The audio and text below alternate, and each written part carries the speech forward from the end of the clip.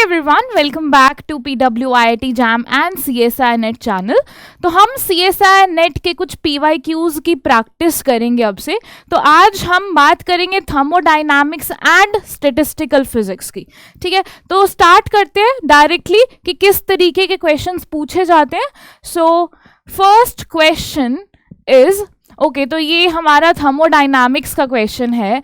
The heat capacity CV at constant volume of a metal as a function of temperature is given. CV as a function of temperature हमें given है, जहां पर alpha and beta are constants. The temperature dependency of the entropy at constant volume is. हमें क्या बताना है कि entropy temperature पे कैसे डिपेंड करती है। ठीक है, इसके लिए सबसे पहले जो गिवन है वो लिख लो।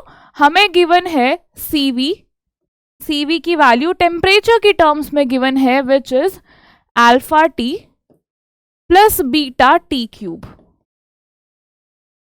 ठीक है, अब हमें एंट्रोपी में चेंज बताना है एंड जो कि टेम्परेचर का फंक्शन होगी। The temperature dependency of the entropy at constant volume is. So ds किसके इक्वल होता है? So ds is equals to dq by T, integration of dq by T. अब यहाँ पर जो dq है हम उसे कैसे लिख सकते हैं, हमें पता है in terms of CV। So this is written as CV dt by T integration. अब बिकॉज हमें पता है कि जो स्पेसिफिक हीट हमें गिवन है वो टेम्परेचर का फंक्शन है, तो हम इसे इंटीग्रेशन से बाहर तो नहीं निकालेंगे। सो हमें बस क्या करना है, सो CV is alpha T plus beta T cube, divide में है टेम्परेचर dt इंटीग्रेशन। ठीक है, ये इंटीग्रेशन सॉल्व करना तो बहुत ही ज़्यादा इजी है एंड हमें यहाँ से क्या मिल जाएगा, एक टेम्परेचर कैंसिल हो जाएगा, alpha plus beta T square dt integration. Yes, and यहाँ से हमें वैल्यू मिल रही है। So we are getting alpha T plus beta T square dt करेंगे तो क्या मिल जाएगा, T cube by 3। So answer is alpha T plus beta T cube by 3। तो इस एक्सप्रेशन के थ्रू एंट्रोपी टेम्परेचर पे डिपेंड करती है। सो कौन सा ऑप्शन मैच कर रहा है हमारे केस में? So alpha T plus beta T cube by 3, alpha T plus beta T cube by 3, यहाँ पर अल्फा आएगा। सो A is the right option. And ये जो क्वेश्चन है ये पूछा गया था 2018 में, ये 2018 का क्वेश्चन है। ठीक है, इस क्वेश्चन में हमने कुछ नहीं किया, जो गिवन है बस वही लिखा है। हमें क्या गिवन था, स्पेसिफिक हीट गिवन थी टेम्परेचर की टर्म्स में। हमें पता होना चाहिए, सिंपल डायरेक्ट फॉर्मूला यूज हुआ है। एंट्रोपी कैसे कैलकुलेट करते हैं, integration of dq by T. dq क्या था, एक्सचेंज ऑफ हीट कितना हुआ है, CV dt। So CV dt, CV की वैल्यू प्लग किया एंड बस इंटीग्रेट किया। ठीक है, all right. So next question पे बढ़ते हैं। ओके, तो so next question is the vibrational motion of a diatomic molecule may be considered to be that of a simple harmonic oscillator with angular frequency omega. देखो ये जो statement वैसे given है ना, ये बहुत ही, इसमें फिजिक्स का बहुत अच्छा एसेंस है। वो कैसे, इन्होंने क्या कहा है, जो डायएटमिक मॉलिक्यूल का जो वाइब्रेशनल मोशन है ना, वो उसे कैसे कंसिडर कर सकते हैं, सिंपल हार्मोनिक ऑसिलेटर की तरह, जिसकी एंगुलर फ्रीक्वेंसी ओमेगा है। So vibrational motion of a diatomic molecule may be considered to be that of a simple harmonic oscillator with angular frequency omega। इसे आप पिक्चराइज करके भी देख सकते हो। तो डायएटमिक मॉलिक्यूल जो है वो किस तरीके का होगा, एक पार्टिकल इधर एक पार्टिकल इधर and connected through a bond, right.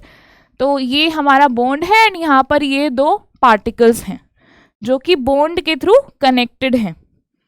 And vibration कैसे होता है, इस बॉन्ड की वजह से, ये जो बॉन्ड है ये एक तरीके से रीस्टोरिंग फोर्स प्रोवाइड करेगा, जिसकी वजह से वाइब्रेशनल मोशन होता है।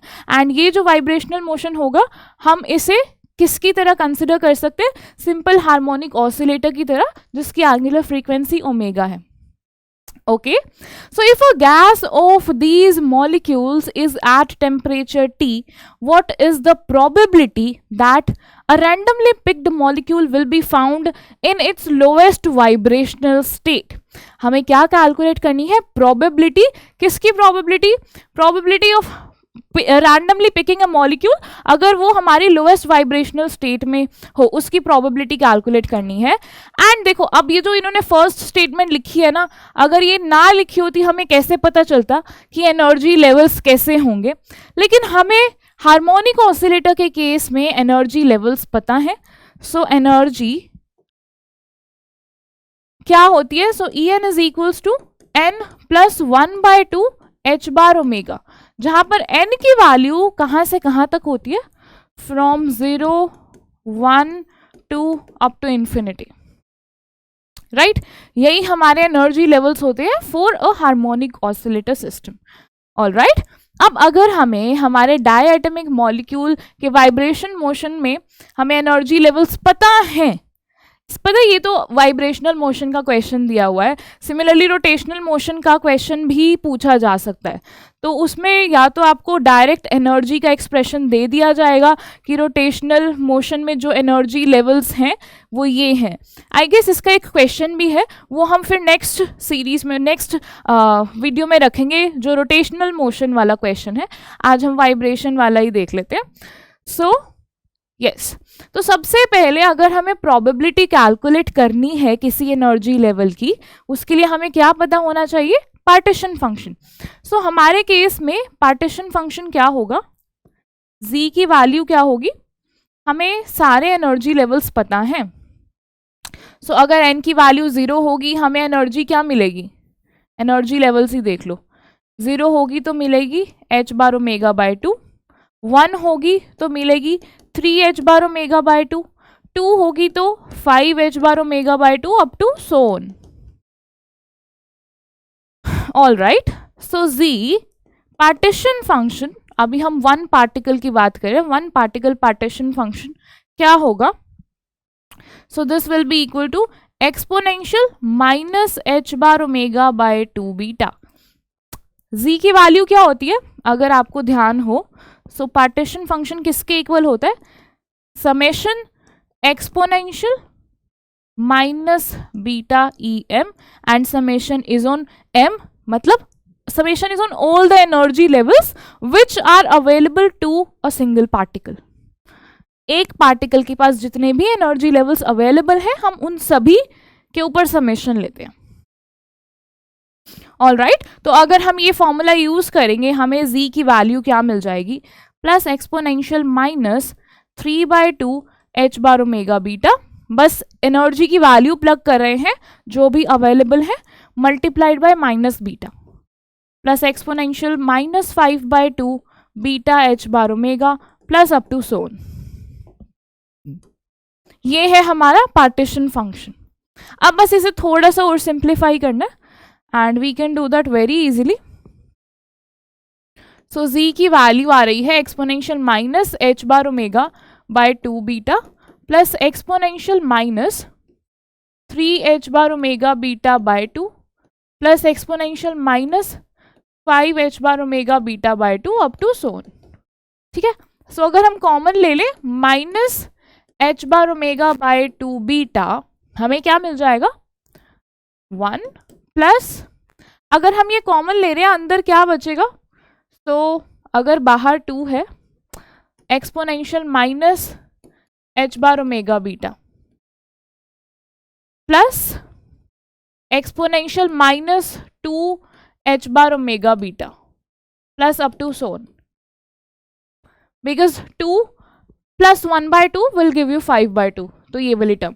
Similarly 1 plus 1/2 will give you 3/2, and दोनों माइनस है, so minus 3h bar by 2 omega beta. And यहां से वैल्यू मिल जाएगी हमें, that z is equals to exponential minus beta h bar omega by 2 into, यहाँ पर बस इन्फिनिट सम है तो डायरेक्ट फॉर्मूला हम अप्लाई कर सकते हैं. So that will be 1 by, and यहां से हमें मिलेगा 1 minus exponential minus h bar omega beta. All right, अब प्रोबेबिलिटी बतानी है हमको of finding your system in the lowest energy state. Lowest energy state क्या है? Lowest energy state available, so that is h bar omega by 2। तो probability क्या हो जाएगी?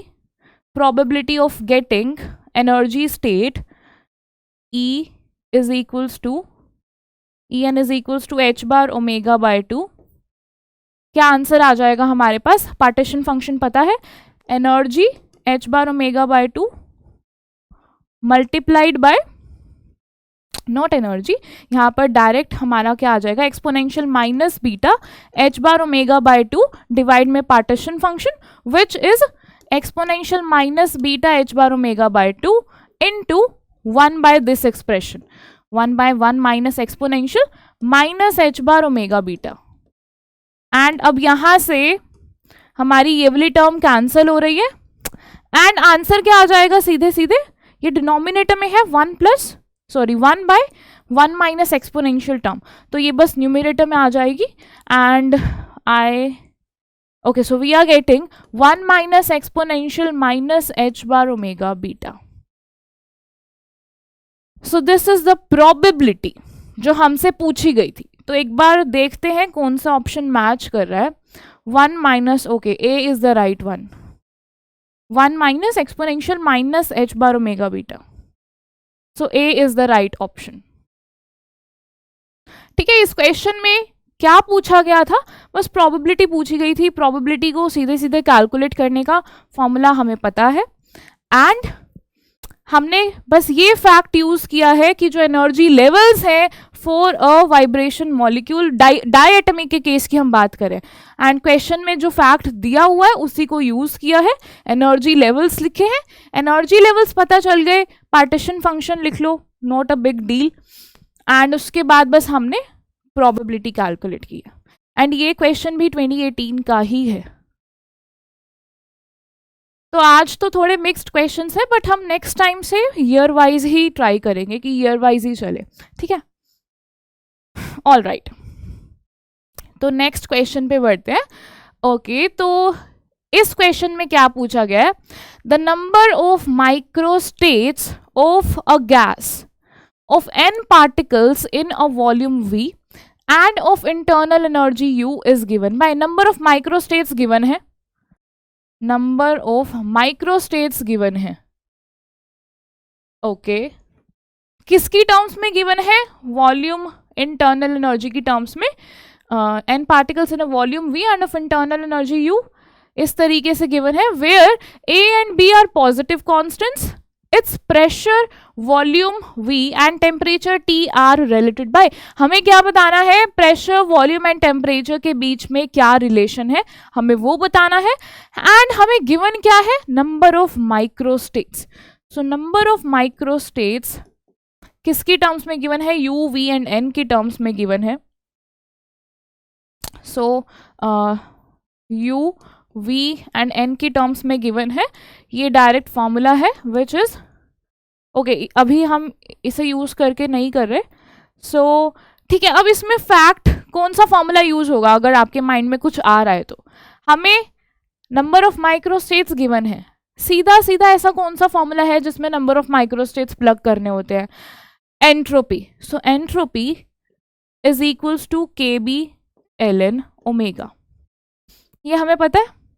अगर हम एंट्रोपी कैलकुलेट कर लें, एंट्रोपी कैलकुलेट करने के बाद हमें पता है that du is equals to, yes, du is equals to TdS minus PdV। Internal energy क्या है? एक थर्मोडाइनामिक पोटेंशियल है internal energy, and which is equals to TdS minus PdV, या फर्स्ट लॉ ऑफ थर्मोडाइनामिक्स से भी देख सकते हो ये रिलेशन। तो अगर एंट्रोपी हमें पता है, हम यहां से कुछ रिलेशन निकाल सकते हैं प्रेशर, वॉल्यूम एंड टेम्परेचर का, बिकॉज इंटरनल एनर्जी और एंट्रोपी तो हमें गिवन ही है, राइट? या एंड वॉल्यूम भी हमें गिवन है। इंटरनल एनर्जी, वॉल्यूम नोन है एंड एंट्रोपी हम कैलकुलेट कर रहे हैं through using S is equals to KB ln omega, ठीक है? सो अगर हम यहाँ पर ये वैल्यू प्लग कर दे। सो सबसे पहले हम ओमेगा की वैल्यू लिख लेते हैं। So this is equals to v minus N B, v minus N B to the power n au by n, au by n to the power 3n by 2। इसका क्या लेना है, बस लॉगरिथम लेना है ln omega. So this will be equals to n ln v minus N B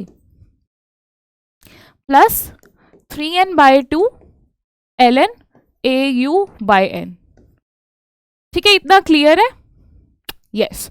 so entropy क्या हो जाएगी, K B ln omega n ln v minus N B plus 3n by 2 ln au by n।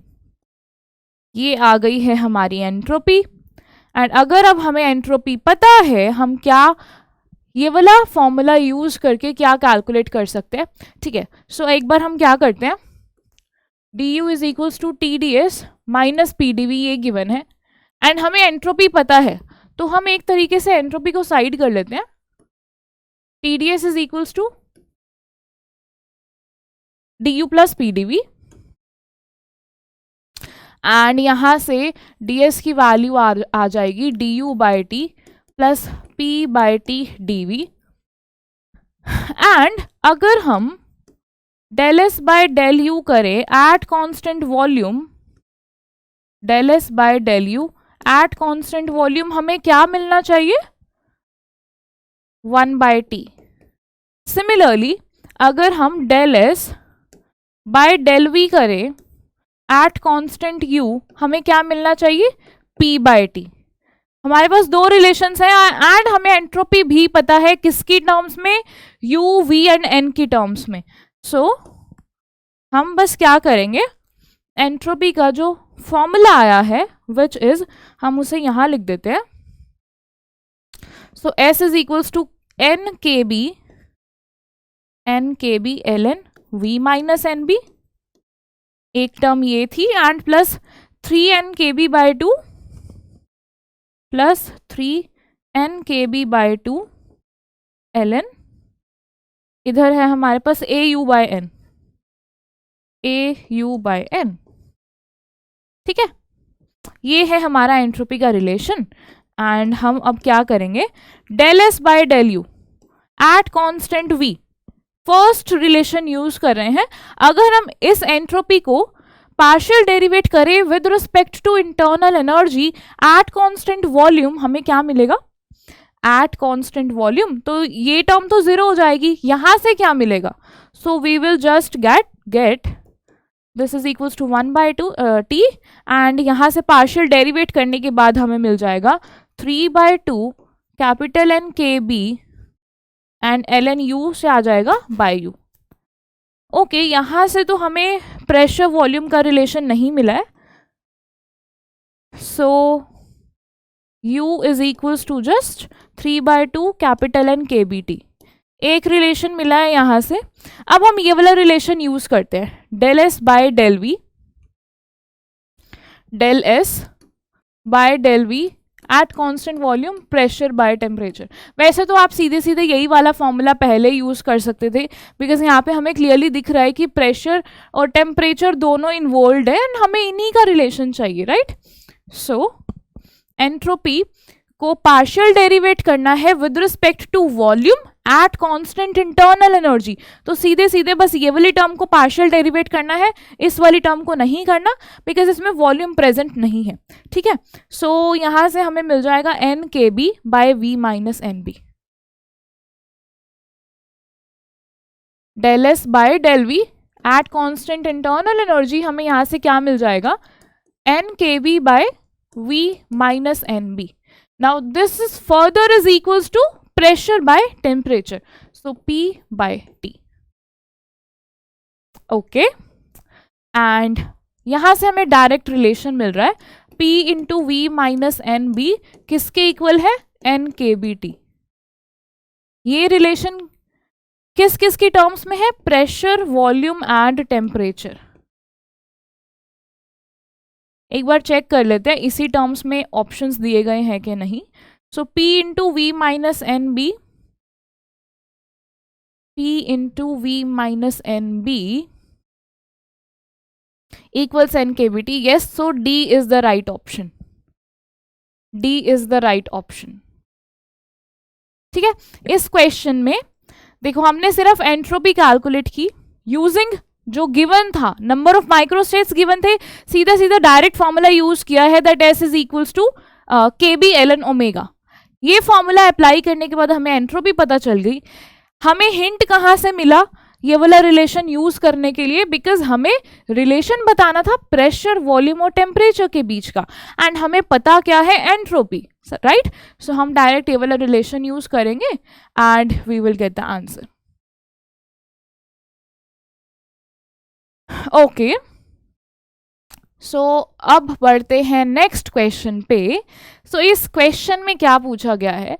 The energy levels accessible to a molecule have energies E1 is equals to 0, E2 is delta and E3 is 2 delta। ठीक है, 3 energy levels accessible हैं एक molecule के पास जिनकी energies given है which is 0, delta and 2 delta, where delta is a constant. A gas of these molecules is in thermal equilibrium at temperature T. The specific heat at constant volume in the high temperature limit, मतलब KBT is greater than delta, varies with temperature as। देखो इस question में ना directly हमसे क्या पूछा गया है? Specific heat at constant volume, specific heat at constant volume calculate करनी है। गिवन क्या है? एनर्जी लेवल्स गिवन है, राइट? अब जो ट्रेडिशनल अप्रोच है specific heat at constant volume calculate करने की, सबसे पहला जो फॉर्मूला है माइंड में आता है वो क्या है? That CV is equals to del U by del T at constant volume, यही आता है ना? बट उसके लिए आपको क्या पता होनी चाहिए? Internal energy. इंटरनल एनर्जी कहाँ से हम कैलकुलेट करते हैं? उससे पहले हम फ्री एनर्जी कैलकुलेट करते हैं, एंट्रोपी कैलकुलेट करते हैं, उसके बाद हम ये वाला फॉर्मूला यूज करते थे ना, F is equals to U minus TS, जहाँ पर हम फ्री एनर्जी कैलकुलेट करते हैं, फिर हम एंट्रोपी कैलकुलेट करते हैं एंड फिर उसके बाद हम U कैलकुलेट करते हैं, है ना? बट ये बहुत ही ज़्यादा लंबा अप्रोच हो जाता है। बट अगर ऐसे बहुत सारे वो तो अगर आप नॉर्मल कॉलेज के सेमेस्टर एग्जाम्स देते हो तब इस तरीके से क्वेश्चन पूछा जाता है कि सबसे पहले फ्री एनर्जी लिखो, उससे भी पहले पार्टीशन फंक्शन लिखो, फ्री एनर्जी लिखो, उसके बाद एंट्रोपी बताओ, उसके बाद इंटरनल एनर्जी, फिर specific heat at constant volume. ठीक है, बट अब हम यहाँ पर कौन सा फॉर्मूला यूज करेंगे? हमें डायरेक्ट रिलेशन पता होना चाहिए specific heat at constant volume का with free energy. So CV is equals to minus T del square F by del T square. I hope आपको पता है ये फॉर्मूला कहाँ से आता है, बट ये फॉर्मूला आपको ध्यान में रखना है that CV is equals to minus T del square F by del T square. So हमें बस अब फ्री एनर्जी चाहिए। फ्री एनर्जी का क्या फॉर्मूला होता है? माइनस KBT ln Zn, जहां पर Zn is n particle partition function. Okay, अब हमें उसके लिए क्या चाहिए? पार्टीशन फंक्शन चाहिए। पार्टीशन फंक्शन कैसे कैलकुलेट करेंगे? हमें ऑलरेडी एनर्जी लेवल्स गिवन है।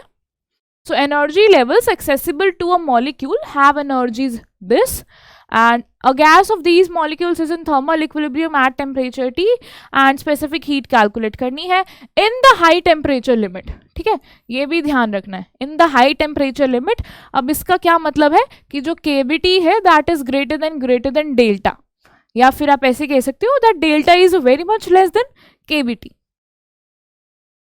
ओके, सो एनर्जी लेवल्स है 0, delta and 2 delta. So partition function क्या हो जाएगा? सीधे सीधे एनर्जी लेवल्स है 0, delta and 2 delta. So 1 plus exponential minus beta delta plus exponential minus 2 beta delta. ये जो पार्टीशन फंक्शन लिखा है ये सिर्फ एक पार्टिकल के लिए लिखा है। This is one particle partition function. Okay, so free energy की क्या वैल्यू हो जाएगी, minus K B T ln z is 1 plus exponential minus beta delta plus exponential minus 2 beta delta, right. Okay, अब हम क्या करेंगे, देखो एक्सपोनेंशियल का ना हमें एक्सपेंशन पता है। एक्सपोनेंशियल का एक्सपेंशन क्या होता है, ई टू दी पावर एक्स या फिर एक्सपोनेंशियल एक्स को हम कैसे एक्सपैंड करते हैं, 1 plus X square by 2 factorial plus X cube by 3 factorial up to so on. ठीक है, अगर हम ये एक्सपेंशन यूज करें एंड अगर हम हाई टेम्परेचर की लिमिट में बात कर रहे हैं, मतलब जो डेल्टा बाय केबीटी है, हाई टेम्परेचर लिमिट गिवन है ना, एंड क्या गिवन है, that delta is less then KBT, और इन अदर वर्ड्स हम इसे कैसे लिख सकते हैं, सो दिस इज केबीटी। हम इसे कैसे लिख सकते हैं, that delta by K B T is less than 1, and exponential में क्या है, delta by K B T, because beta is 1 by K B T, right. So this is very much less than 1, तो हम जब इसे एक्सपैंड करेंगे हमें क्या मिल जाएगा, 1 as it is, plus exponential को अब हम एक्सपैंड करेंगे, क्या मिलेगा, 1 माइनस डेल्टा बाय केबीटी। ठीक है, हायर टर्म्स अब हम इंक्लूड नहीं कर रहे बिकॉज वो क्या हो जाएगा, delta square by K B T whole square, but delta by K B T is less than 1, we can neglect that in the high temperature limit. ठीक है, प्लस अप टू, बट उसे हम नेग्लेक्ट कर रहे हैं, सो उसे हटा ही देते हैं डायरेक्टली, प्लस 1। सिमिलरली यहां से 1 minus 2 delta by K B T, and higher terms को नेग्लेक्ट कर रहे हैं, एंड यहां से हमारे पास क्या मिल जाएगा, so we are getting 1 plus 1 is 3, and minus delta by K B T minus 2 delta by K B T, so free energy की वैल्यू आ रही है minus K B T ln 3 minus 3 delta by K B T. Yes, but अभी हमारा टास्क कंप्लीट नहीं हुआ है, अभी हमें स्पेसिफिक हीट कैलकुलेट करनी है एट कांस्टेंट वॉल्यूम। उसके लिए हम डायरेक्ट फॉर्मूला यूज कर रहे हैं, that CV is equals to minus T del square F by del T square. वैसे तो बस पार्शियल डेरिवेट ही करना है, अब you can do that by yourself, but एक बार देख लेते हैं क्या आएगा। So first partial derivative del F by del T किसके इक्वल आ जाएगा, माइनस के बी अगर हम बाहर लें, टेम्परेचर के रिस्पेक्ट में करेंगे 1, and this term as it is ln 3 minus 3 delta by K B T. ठीक है, and plus temperature as it is, इस टर्म को करेंगे तो क्या आ जाएगा, 1 by 3 minus 3 delta by K B T, and इस टर्म का partial derivative, so we will get minus minus cancel हो जाएगा, so 3 delta by K B T square, and यहां से एक टेम्परेचर कैंसल हो रहा है, right, and we are getting del F by del T as, so del F by del T की value आ रही है minus K B into ln 3 minus 3 delta by K B T plus 1 by 3 minus 3 delta by K B T, and इधर आ रहा है 3 delta by K B T, 3 delta by K B T, right. Yes, अब हमें इस टर्म को फिर से पार्शियल डेरिवेट करना है with respect to temperature again, so इस टर्म को भी करेंगे, एंड इस टर्म में 2 बार टेम्परेचर वाली टर्म्स है, एक इधर है और एक इधर है, इस वाली में सिर्फ एक ही टर्म है, सो इस टर्म को उठाते हैं, so we have del F by del T is equals to minus K B into, so we have ln 3 minus 3 delta by K B T, and और क्या है हमारे पास, plus 3 delta by K B T, and 1 by 3 minus 3 delta by K B T. Okay, अब हमें इसे partial derivate करना है,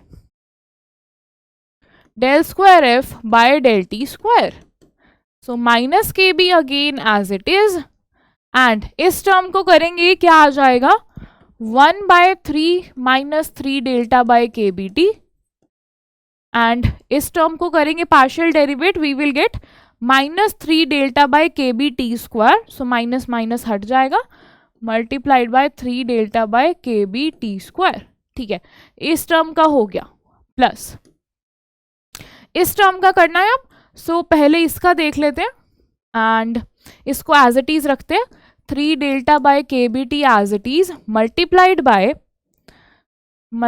bye we will get 1 by, okay, so यहां से हमें मिलेगा 1/3 minus 3 delta by K B T whole square, right, and minus आ जाएगा, माइनस टर्म हो जाएगी, बस पार्शियल डेरिवेट कर रहे हैं हम और कुछ नहीं कर रहे, एंड इसका स्क्वायर एंड इस टर्म का partial derivative again, this will give us minus 3 delta by K B T square, T square का करें तो प्लस हो जाएगा, ओके। और क्या करेंगे, अब इस टर्म को पार्शियल डेरिवेट करते हैं, इसको as it is, and we will get plus, because हम टेम्परेचर के रिस्पेक्ट में करेंगे तो माइनस साइन आ जाएगा, minus 3 delta by K B T square and 1/3 minus 3 delta by K B T, this term as it is.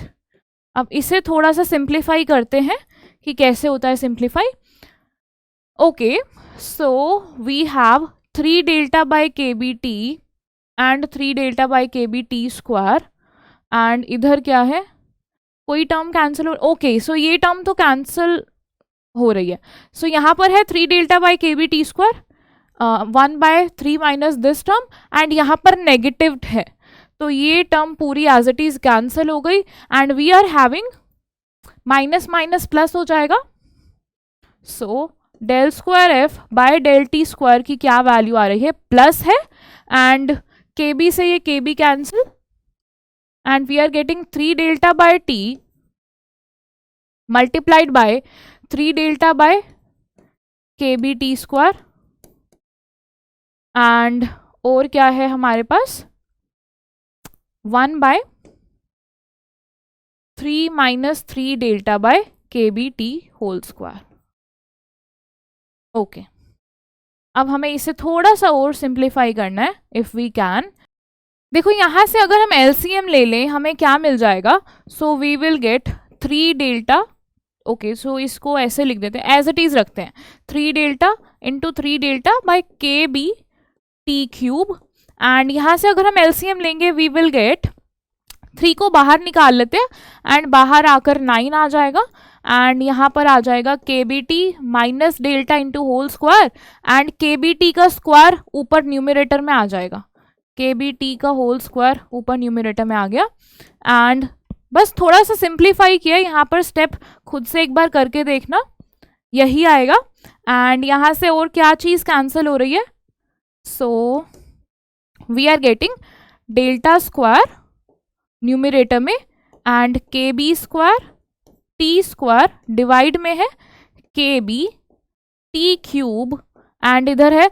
देखो K B T is much much greater than delta, high temperature limit अब हम put कर रहे हैं, K B T is much much greater than delta, so we are just neglecting delta, and यहां से आ जाएगा K B T whole square, and यहां से हमारे पास क्या मिल रहा है, सो के बी स्क्वायर यहाँ से के बी स्क्वायर जा रहा है एंड टी स्क्वायर से T square, so we are just getting delta square by K B T cube. अब ये वैल्यू आई है del square F by del T square की, एंड सी वी क्या था, so this was minus T into del square F by del T square, ये temperature से multiplication नहीं भूलना है, नहीं तो वो पूरा फैक्टर चेंज हो जाएगा, बिकॉज हमें टेम्परेचर डिपेंडेंसी ही बतानी थी, सो अगर हम सिर्फ टेम्परेचर डिपेंडेंसी देखें, so del square F by del T square depends on temperature as 1/t cube, 1/t cube,